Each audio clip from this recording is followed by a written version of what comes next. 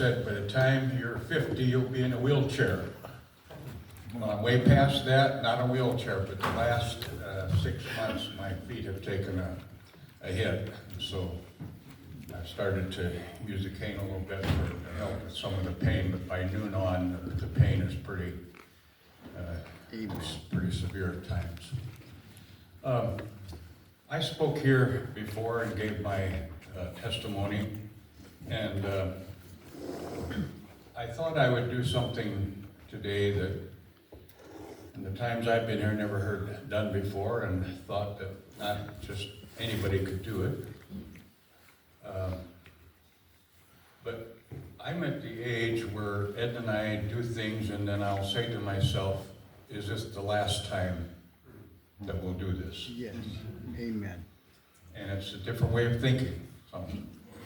So when I was asked to speak here, that came up as just the last time that I'll have this privilege. And so I thought in the Bible about last words that often became lasting words. And that's what I want to talk about this morning. I thought about, there's some of you in here,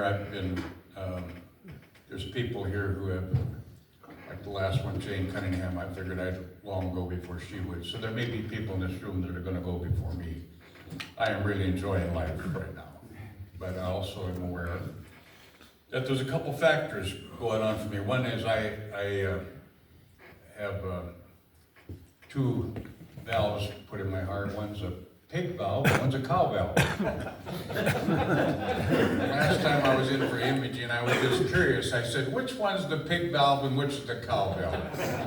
And she started laughing. She said, I'll tell you in just a moment. She said, the cow valve's got 2 little horns on it. Funny. But they last an average of 10 years, and I'm 7 into that. And in 2016, it was October 8th, Ed and I went out to Ohio to a church that we oversee, and we were going to spend Friday night and Saturday forenoon with them, and then go on to Grantsford, Maryland to another church. And so this place where we had this leadership retreat was back in a long lane.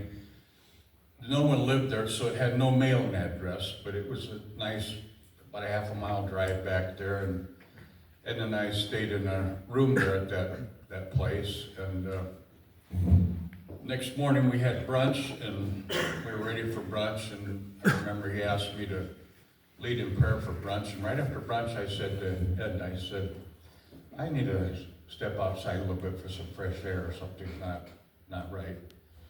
And on the way out, some of you that have been here a while know Pastor Gary. Gary has a sister that's a nurse in that area. And I motioned her to come with me because I knew something was wrong, and stepped outside, and in a matter of moments, I was in a full-blown cardiac arrest. And what precipitated that was was different times had what you call AFib, where my heart would get out of rhythm. And so I still remember the doctor looking at me, and he had a smile. He said, there's this medication. It's sweet when it works. It's really good. Keeps your heart in rhythm. But he said, we have to monitor it for 3 days. Well, that's a little unusual, but so I was in the hospital 3 days, and they monitored this. And a nurse that comes here to church, she's retired now, but Emily Beachy was a nurse on duty, and after the doctor went out, she looked at me and she kind of rolled her eyes. She said, man, Mel, I've seen that medication do some awful things to people. Yeah. I'm thinking, well, the doctor pulls rank on you. I'm just going to, I'm going to trust him. And so I was a month and a half into that medication. And so it fits in this story later, but matter of a couple minutes, I was like on the concrete there, and I just crumbled down on the concrete, and my wife Edna was there. She said I'd gotten all blue and all the signs of death were there. And one of the pastors had never done this before in his life, but he had an aunt that died because no one did chest pulses on him. So he was a big fellow. And So he worked on me, and my heart had stopped because the first day he couldn't find the place. There was no address. It was 35 minutes when my heart had stopped. So they called my family. You know, Jay's my son here. All 6 children come here to church. They called my family and told them to come out to Columbus, the hospital, that if I did live, I would be very likely vegetable and not be responsive because of my heart having stopped that long. And they do some cooling process so that to take the oxygen off your brain to give you the best chance. I had been in cooling for that and had all these tubes of stuff in my nose. And my first recollection was my daughter Roberta. That was the year that the Cubs were on their route to winning the World Series. So Roberta, trying to see if her dad could have any recognition of any kind, told me that the Cubs had won today on the route to the World Series, and I went like this, my thumb, and the doctor was startled, and he said, "I think he understood you."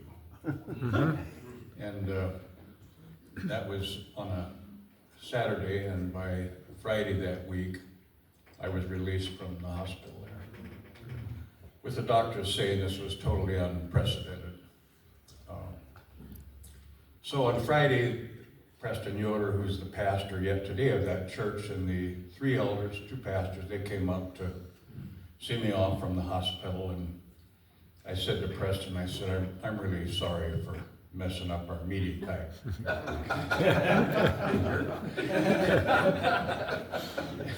And he looked at me and he said, you know, we discussed that a little bit. We decided you didn't really mess it up. And I said, how's that? And he said, well, we learned to pray from your wife.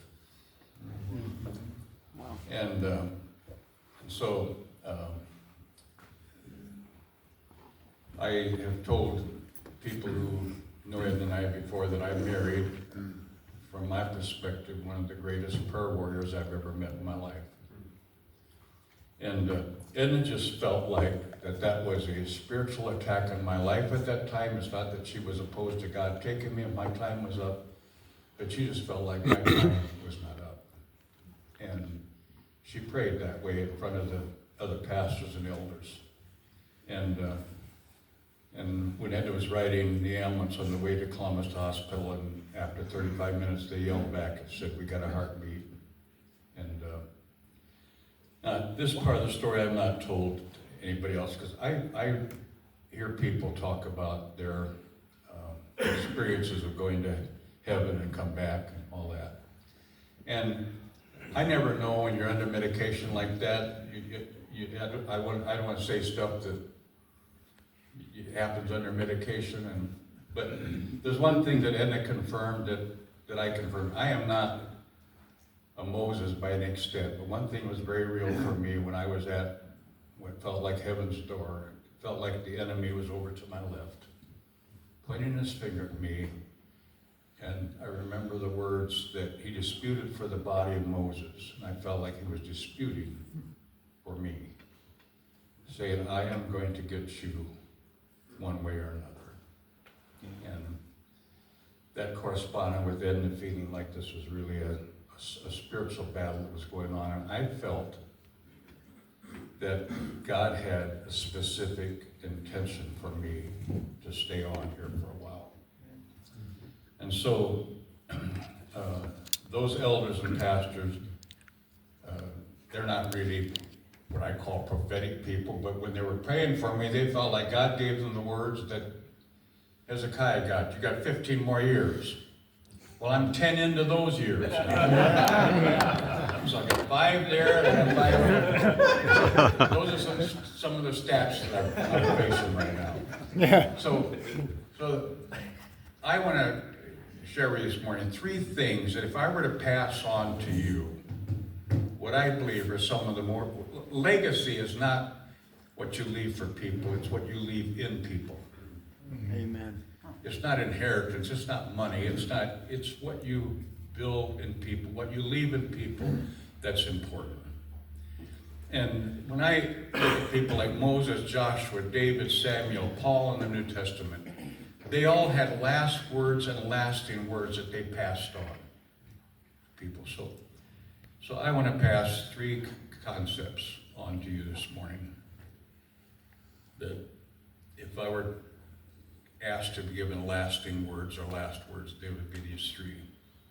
And the first, to me, they're some of the saddest words found in Judges chapter 2, verse 10, where it says that a whole new generation rose up and didn't remember the things that God did for Israel. They forgot those.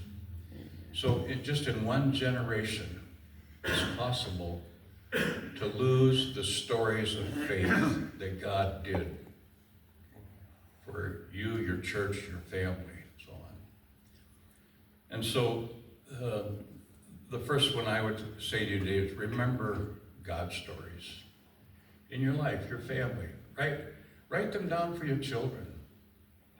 There's faith stories in the Bible, but there's specific stories that you will carry related to your family, you personally. And sometimes they're not big heroic stories. Sometimes there's stuff you did wrong. I mean, I know exactly spots on our farm where I really blew it as a dad. When I look back, that changed the course of me being a father, because my dad always had an angry edge about him, and I said, I'm not going to grow up that way. And there I did, I just blew it. It was more like my dad than I ever thought I would be. And so remember the stories of what God has done. I remember when Jay was little, lead pastor here, he had a pattern when we tell him to do something. His sister just told him, she was outright rebellious. She said, I'm not going to do it, Dad. But Jay would always, he's the opposite. He always say the right. He'd say, Dad, I'll do it. And then he just wouldn't do it. Very, very polite. Right? He just didn't follow through with it. So one day I said to him, Jay, I said, this pattern, it's got to stop. I said, and back then you still got by with spanking your children if you did it in a real loving way. And I told him, I said, Jay, it's going to come to that. I said, if this pattern don't stop. And so one morning I didn't ask him to dump the waste baskets, and yep, Mom, I'll do it. And just didn't get it done. And then a little later on, we had some horses, and we did it the old-fashioned way, but down the barn. It's downhill from where our door was, and he was, well, I asked him to come down and help me. We're going to fork manure on the spreader and clean out the horse pens. And so I went down and kept looking up at the door that he was to come out, and he just didn't come. He didn't come. And I'm starting to pray, God, what's with my son? Why doesn't he listen? This pattern. He said, I'll be right there. So I kind of made an agreement with God that if I load that whole load and he doesn't show, I'm going to go up and I'm going to discipline him. So I loaded that load, and I finally had that thing so full that the wheels got covered. And finally I couldn't get any more on. Every fork would just fall off. So I headed up, and sure enough, as I got in the door, he was just ready to come. And so I disciplined him, and then I held him and reminded him what I said. And we got down with a John Deere tractor, and he was sitting in the fender. We went back to unload that load, and over the noise of the John Deere, I'd see him look back at that load, and then finally say, hey, Dad. I said, what? He said, I never saw such a big load in all my life. I said, son, you want to know why that load is so big? He said, why? I said, I didn't want to spank you. I just didn't want to. See if there's any way I could get by without. And then I remembered a story in the Bible of Methuselah. It had a big long name, and his name in Hebrew meant, it shall not come till I depart. Methuselah lived longer than any other person alive because God did not want to set the flood. The year Methuselah died, the flood came. God would another year, wait another year, wait another month. Finally, God moved to follow through with his word. So Jay, bless his heart, he got off of that fender and put his arm around me in that John Deere tractor and said, Dad, I think that's what Jesus would have done. And I know then that when I die and my children walk by for the last time, I don't want them to remember me from where all their dad preached. What all countries I visited. But if they can walk past the casket and say something like Jay did then, there lies Dad who was like Jesus. God's stories, faith stories of bonding you and the people. You know, when it's all said and done, the only thing we can take with us to heaven is people whom God allowed us to take with us in relationships, and family, and church people, and people that we were instruments using in coming into the kingdom. So remember what God has done. Tell those stories. Tell them to your children. And according to the Old Testament, tell them to your children's children. 3 generations you can pass those stories on to. The second thing I would pass on, if this were my last time to get to talk to you, is to love the scriptures. I was reading Psalm 19 this week when it talked about the scriptures being like gold and sweeter than honeycomb, and just giving all these beautiful descriptions of the scriptures. And the New Testament talks about they bring wholeness to you, and John 1 starts with saying that beginning was God, and the Word was with God, and the Word was God, and the Word came down, and the old language there is tabernacled or lived among you. Jesus embodied the Word, the Scriptures. He lived among us. He didn't just say, here's how you do it, but he showed us the way. Love the Scriptures. There were 17 in our family, 11 boys, 6 girls. And all of them, my dad would look at me and he'd point his finger at me and he said, if there's anybody that's going to be a preacher in this family, it's going to be you. And we were Amish back then, so I thought I'm going to be an Amish preacher, so I'd be cultivating corn, practicing preaching in Dutch. Thinking I'm going to be an Amish preacher. Well, I never got to be an Amish preacher, but I became a preacher at age 25. I was managing a mobile home plant at that time, and back when I was a little Amish boy, my 2 older brothers had cars, and back then the radio in a car worked without the keys being turned on, and I knew the only program I knew in the radio back then was the Lutheran Hour. And I knew when the Lutheran Hour came on, and I would sneak out to my brother's car and listen to the Lutheran Hour. I was so hungry to learn the scriptures. Back then, you had no TV, no radio, nothing. We had the Bible and Pilgrim's Progress. And I remember we got our first World Book set. I read the whole World Book set through. That's all we had to read, besides the Bible and Pilgrim's Progress. Amish quit at the 8th grade, and I was allowed to go to the 10th grade. So at 10:25, I became a minister, and I thought, well, I'm going to be a minister, I'm going to have to get some training.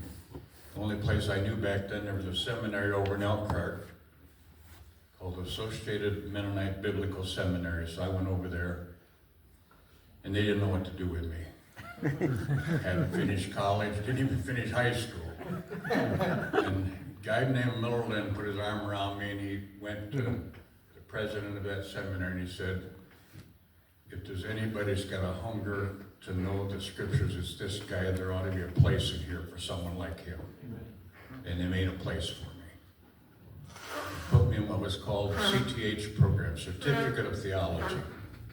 I did the same work the other guys did, but it had a different initial to it. I did that, and then from there I went out to Jay was out in Fuller School of Psychology in Pasadena, and so I thought, well, I'd like to go to their School of Theology. So I went out there and didn't think about that problem. Got out there, they didn't know what to do with me. So they said, well, the Elkhart took you, we'll take it. And so I went there at Fuller Theological Seminary. My love and hunger for the Scriptures stays intact to this day. I love the Scriptures. And the older I get, the more I've come to really love who Jesus is. And if there's any way and leave a legacy that I can pass on to anybody who knows me, a love for the truth, a love for the Scriptures. And I don't know why, but early in my life I thought somehow that when you follow God's rules and the Scriptures that churches back then, well, I met a guy here in town one day, it was a Monday right after church, and he come to me and he said, you know, Mel, I find that I'm not really looking forward to heaven. And I said, why? He said, well, the way I look at it in Revelation, it's like one big eternal church service. And he said, it sure was boring Sunday. So my heart went out to him because that's his picture of heaven is this big eternal church service. And so my concept early on was a bit of that. And what got me past that one day is to understand truth where Jesus said, if you know the truth and you embrace it, it'll set you free. Instead of put you in bondage, it'll set you free. And my favorite story with that illustration is there we lived on Fort, we did a lot of baptisms, our pond there, but I had nice green grass around there, and if I'd be mowing, I'd sometimes visualize those fish in there. And if they'd say, you know what, we're sick and tired of swimming around Mills Pond, let's go out and flop out there in that green grass and live out there for a while. Well, truth is always found in a prescribed limit or boundary. They would flop out on green grass, they'd go from freedom into bondage in a hurry. The book of Galatians warns us not to use our freedom as a license to sin. There's some people who will make the pond bigger than what it is. The Pharisees made it a lot smaller than what it was. I believe they hated to see the Sabbath day come because it was so laborious for them. I think they hated to see it come because it was so restrictive. So I used to challenge my children. I'd say, for any principle or rule that Ed and I make, if you can prove that it's not for your freedom, we'll take it away. Because I was that convinced that rules are for freedom and not to take your fun away. And that's my love for the Scripture. It brings the greatest freedom that I've ever experienced in my life. First trouble I got to in a legalistic church is radios weren't allowed in our church, and the boys found a way to open the hood and run an antenna along the fender under the hood and hide it from the preachers. And somehow that just smacked me as wrong. I wasn't going to do that. I left my antenna out. And I got excommunicated for that. Excommunicated means you put out of church. The bishop said, now I want you to know, Mel, it's not just because you had that antenna, but you got a bad attitude about it. Well, I did have a bad attitude. I agree with that. But, so, I learned that there's still some things wrong with the radio today. You can use it wrong. It did all at once when the church allowed it, didn't make it right. And that was the problem with a lot of principles back in those days is we didn't understand the truth and how it makes us free. So, Grand Rapids is the publishing capital of the world. Age 25, Ed and I go up to Grand Rapids. There'd be bookstores up there, Kragels and Bakers, and they'd buy out a lot of used books, and I'd come home with a whole truckload of books. lasts me a couple months. I go back up and get another truckload. The day I cleaned my study out in this church at transition out of lead pastor, the cry in my heart was that nobody treasured my books like I did. Because they had my hunger for Jesus had taken me places in study that I never dreamed it would. Love the truth. Well, the last one I want to talk about this morning is remember God's stories and then love the scriptures, love Jesus, the word. The third, and this is the most difficult for me today, is trust God for the future and in the future. When I look at the little kids in this church and I look at my grandchildren, I will struggle sometimes the most with wondering what in the world lies ahead for them. What are they going to face 20 years from now? Just in the changes of the last year with AI and all the information, way back in the book of Daniel, it records that knowledge at the end times is going to increase by leaps and bounds. Well, we're in that day where knowledge is increasing tremendously. But you know, it is really difficult anymore sometimes to look at something or read something even on Facebook. Is this true or isn't it? What's the source? Where does it come from?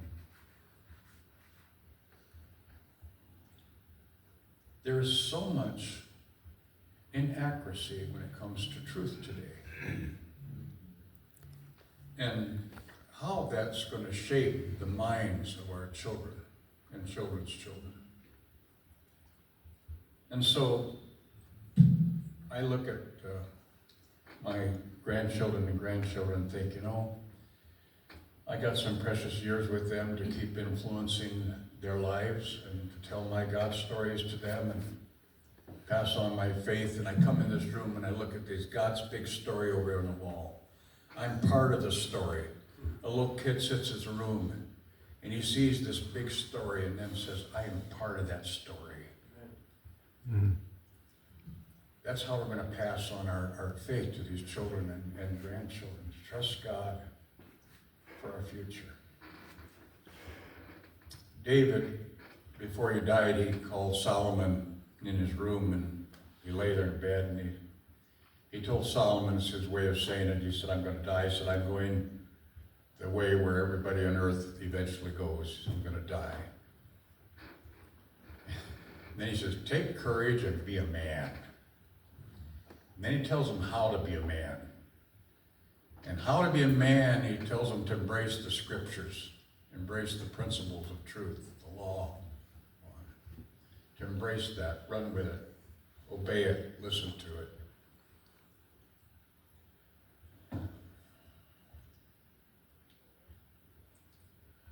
I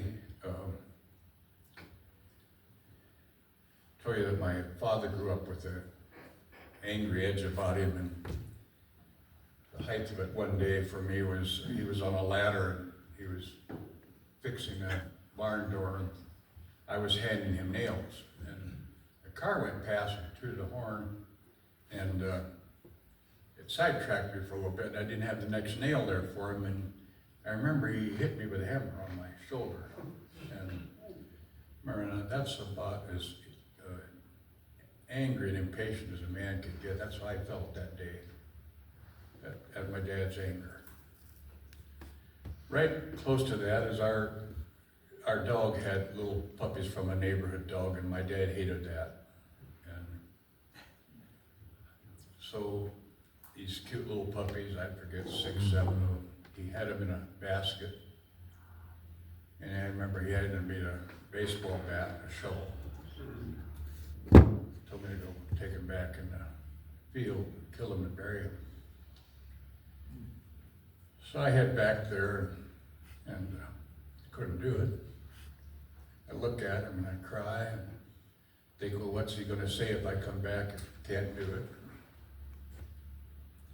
And it actually wasn't until a few years ago that I finally was able to say, you know, it wasn't right of my dad to ask me to do that.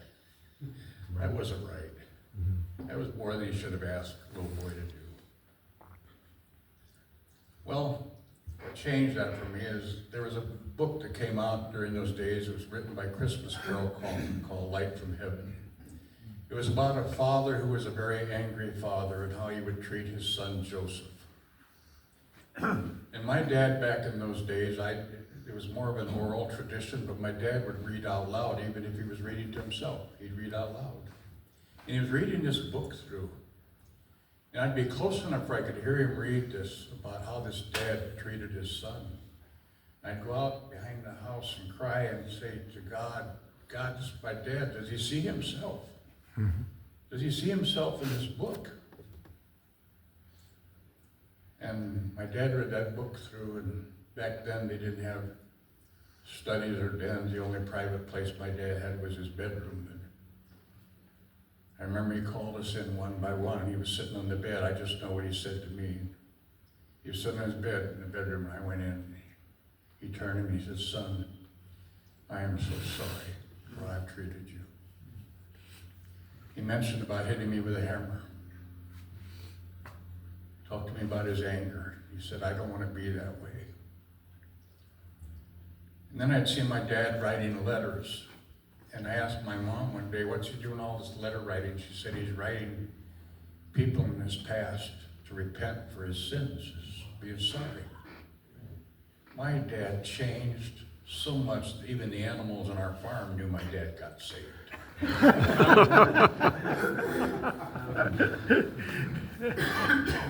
And so I saw that father with an angry edge about him, impatient, angry.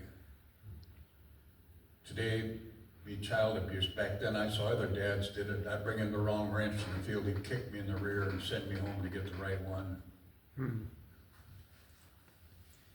So, some of my most infamous times as a dad was when I slipped and had that angry edge and yelled at my kids. Anything my dad couldn't handle. You had your hands in your pocket. He hated that. Or if he asked you a question, you went like this. You spoke either yes or no or something. You didn't shrug your shoulders. And so we grew cauliflower and broccoli when our kids were little for extra money for their college and so on. So they had to work when they were little. Back then they were going to turn me in for child labor laws, but today they're proud of it. They're proud that they learned to work. But trust God for the future.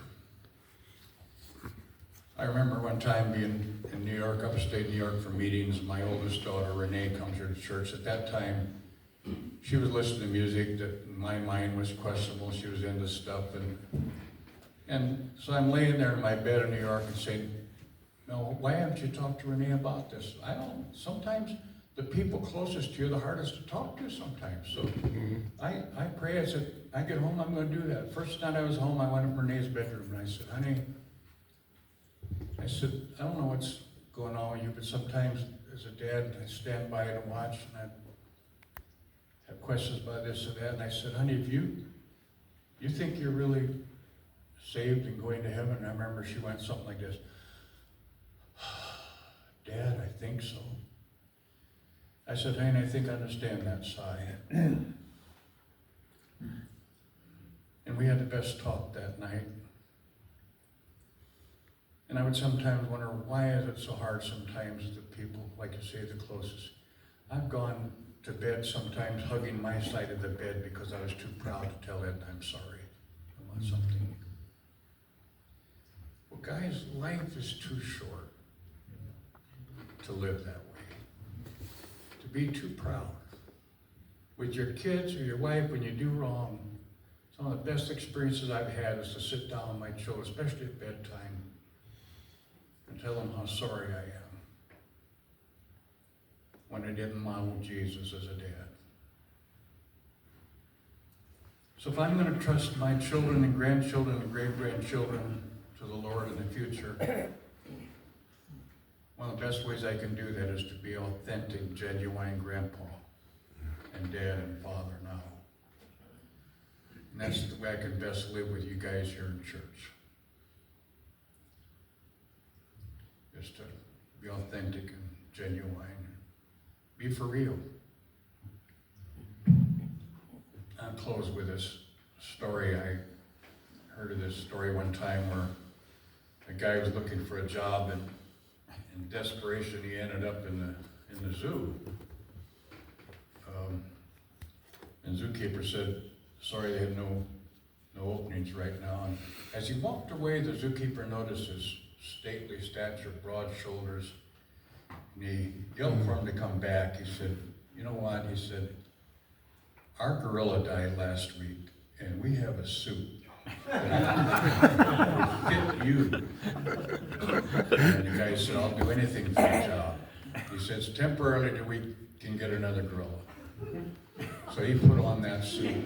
He got in there and did his act, and his audience grew by the day, and people would say, come watch this gorilla that almost acts like a human being.